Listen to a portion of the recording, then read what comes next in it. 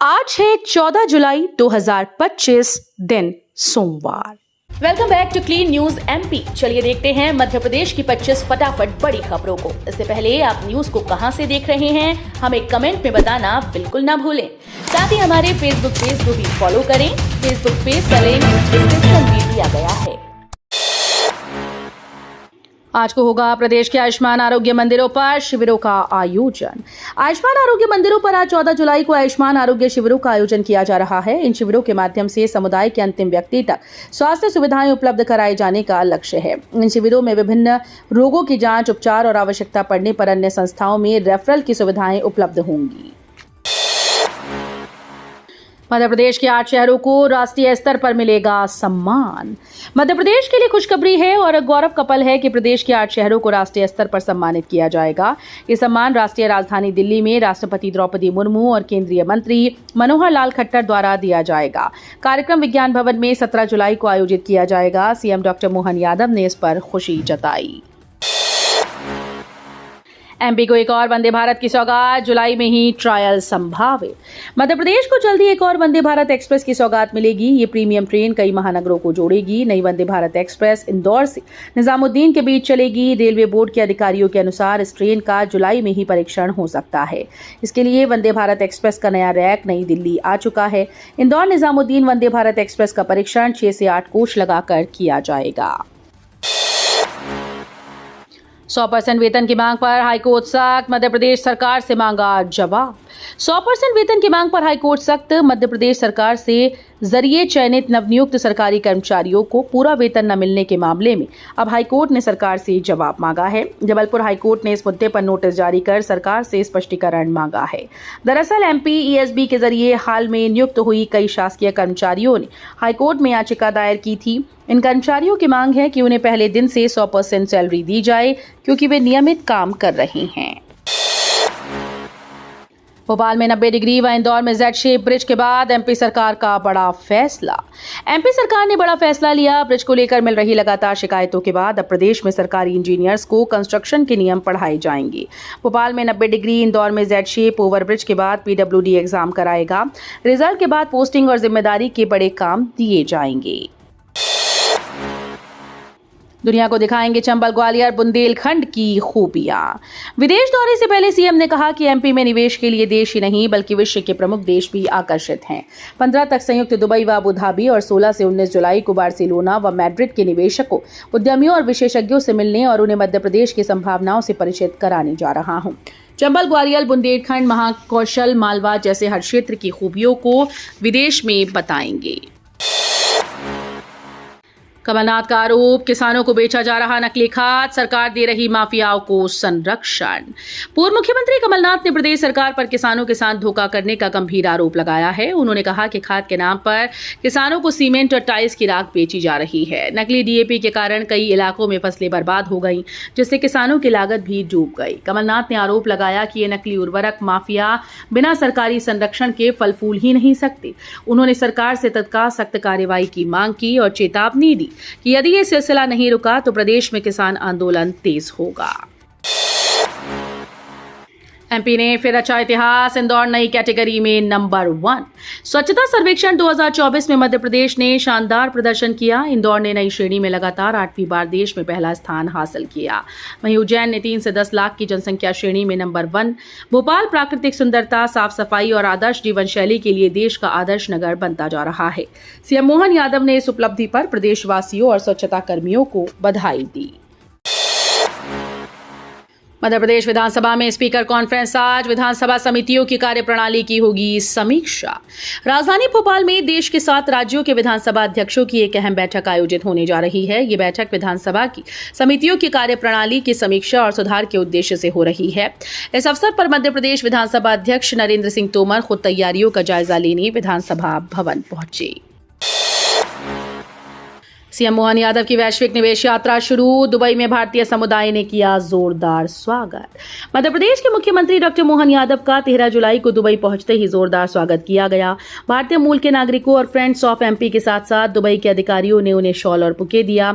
इसके बाद डॉक्टर मोहन यादव उनके साथ बैठक करने निकल गए। गौरतलब है कि सीएम डॉक्टर यादव 13 से 19 जुलाई तक दुबई और स्पेन की यात्रा पर हैं। उनकी इस यात्रा का मुख्य उद्देश्य मध्य प्रदेश में वैश्विक निवेश को आकर्षित करना, प्रौद्योगिकी हस्तांतरण को बढ़ावा देना और रोजगार के नए अवसर सृजित करना है।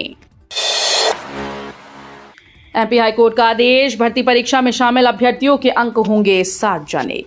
मध्य प्रदेश हाईकोर्ट ने अपेक्स बैंक को आदेश दिया है कि वो भर्ती परीक्षा में शामिल सभी अभ्यर्थियों के लिखित और साक्षात्कार के अंक अंतिम चयन सूची जारी करते समय सार्वजनिक करें। यह आदेश प्राची मिश्रा द्वारा दायर याचिका पर दिया गया, जिसमें भर्ती प्रक्रिया में नियमों के उल्लंघन का आरोप लगाया गया था। 9 महीने में ढही रीवा एयरपोर्ट की दीवार, 500 करोड़ की गुणवत्ता पर सवाल। मानसून की भारी बारिश के कारण 500 करोड़ की लागत से बन रहा रीवा एयरपोर्ट क्षतिग्रस्त हो गया।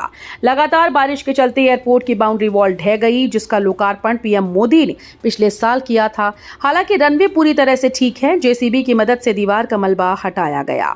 प्रशासन ने एयरपोर्ट का निर्माण करने वाली कंपनी को नोटिस जारी करने का फैसला किया है। वीएफजे जबलपुर ने युद्धक टैंकों की ओवरहॉलिंग में रखा कदम, T-72 टैंक की मरम्मत शुरू। वाहन निर्माणी जबलपुर ने अपने महत्वाकांक्षी एमआरओ प्रोजेक्ट की शुरुआत कर दी है। पहले चरण में भारतीय सेना के T-72 युद्धक टैंक की मरम्मत और ओवरहॉलिंग की जा रही है। ये पहली बार है जब वीएफजे इस क्षेत्र में कदम रख रही है। परियोजना के तहत जल्द ही T-90 टैंकों की खेप भी वीएफजे को भेजी जाएगी। वीएफजे को इस तकनीकी कार्य में IITDM का सहयोग प्राप्त है, जो उसका आधिकारिक तकनीकी साझेदार भी है। तिघरा बांध का जलस्तर फुल टैंक लेवल पर पहुंचा, सांक नदी में छोड़ा जाएगा पानी, इन गांवों में अलर्ट जारी। क्षेत्र में लगातार हो रही बारिश के कारण नदी नाले उफान पर हैं। ऐसे में तिघरा बांध का जलस्तर बढ़ता जा रहा है। तिघरा बांध के जल संग्रहण क्षेत्र में लगातार हो रही बारिश के कारण बांध की जल धारण क्षमता तक पानी भर गया। ऐसे में बांध का गेट खोलकर अत्यधिक जल को सांक नदी में छोड़ा जाएगा। ऐसे देखते हुए सांक नदी के किनारे बसे गांव के लोगों को सतर्क रहने और नदी किनारे न जाने हेतु सूचित किया गया है। स्क्रैप पॉलिसी लागू, 15 साल से ज्यादा पुराने वाहन होंगे स्क्रैप। एमपी के ग्वालियर शहर में 15 साल से पुराने वाहनों को हटाने के लिए एक स्क्रैप सेंटर खोला गया, वो भी शहर से करीब 20 किलोमीटर दूर बिलौआ में।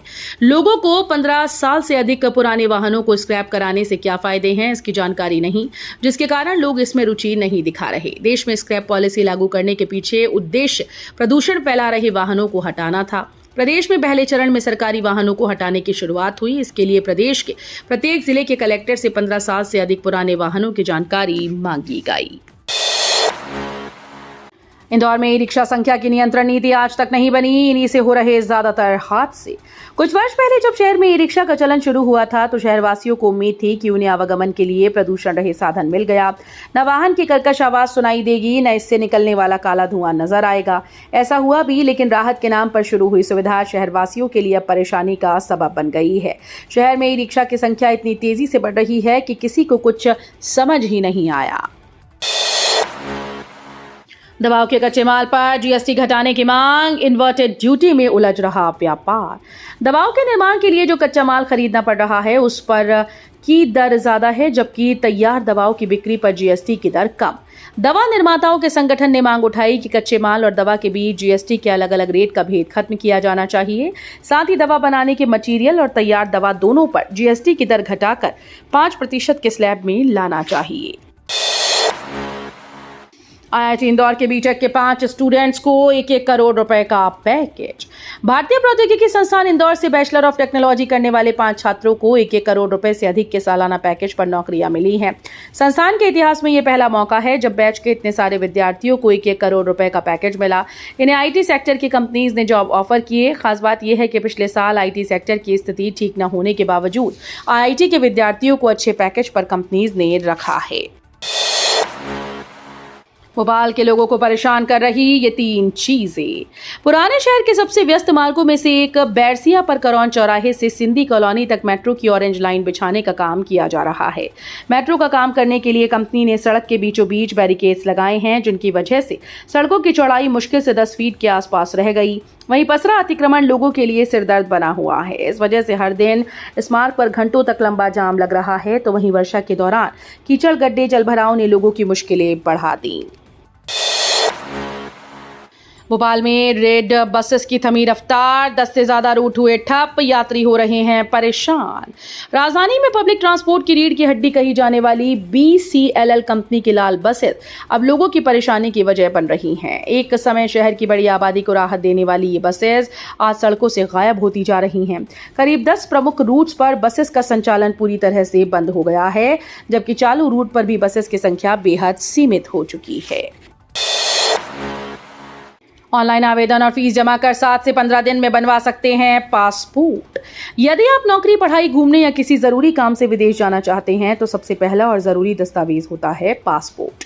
मध्य प्रदेश सहित देश भर में अब पासपोर्ट बनवाना पहले की तुलना में आसान हो गया है, लेकिन इसके लिए सही जानकारी और दस्तावेजों का होना जरूरी है।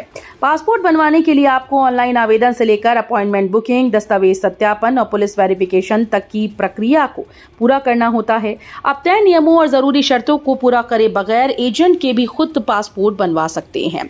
15 से 30 दिन में पासपोर्ट जारी हो जाता है। यदि आपको जल्दी पासपोर्ट चाहिए तो तत्काल सेवा का विकल्प भी मौजूद है। 15 जुलाई से क्रेडिट कार्ड यूजर्स को नहीं मिलेगा कई सुविधाओं का लाभ।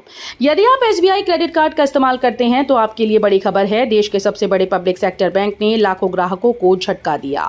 नियमों में संशोधन हुआ है। 4 बड़े बदलाव 15 जुलाई यानी 2 दिन बाद ही लागू होने जा रहे हैं। 2 सुविधाएं बंद होने जा रही हैं। पेमेंट सेटलमेंट प्रोसेस और MAD कैलकुलेशन से जुड़े नियम भी बदल गए हैं। युवाओं को सैलरी के अलावा मिलेंगे 15,000। 1 अगस्त से लागू होगी ELI स्कीम। भारत सरकार 1 अगस्त 2025 से एम्प्लॉयमेंट लिंक्ड इंसेंटिव स्कीम की शुरुआत करने जा रही है। ये योजना उन युवाओं के लिए है जो पहली बार नौकरी ज्वाइन कर रहे हैं। इस स्कीम के तहत पात्र कर्मचारियों को सैलरी के अलावा 15,000 रुपए की प्रोत्साहन राशि दी जाएगी। ये राशि 2 किस्तों में दी जाएगी। पहली किस्त नौकरी ज्वाइन करने के 6 महीने के बाद और दूसरी 12 महीने पूरी होने के बाद। करोड़ों किसानों के लिए बड़ी खुशखबरी, इस दिन आ सकती है 20वीं किश्त। किसानों के लिए बड़ी खुशखबरी सामने आ रही है। मीडिया रिपोर्ट्स के मुताबिक PM किसान सम्मान निधि योजना की 20वीं किश्त का ऐलान 18 जुलाई को हो सकता है। इस दिन प्रधानमंत्री नरेंद्र मोदी बिहार के मोतिहारी में एक कार्यक्रम में हिस्सा ले सकते हैं, जहां वो किसानों को संबोधित कर सकते हैं। पीने के पानी को लेकर स्वास्थ्य विभाग की एडवाइजरी जारी, आप भी रहिए सावधान। बारिश का मौसम जहां सुकून और राहत लेकर आता है, वहीं ये कई बीमारियों का कारण भी बन जाता है।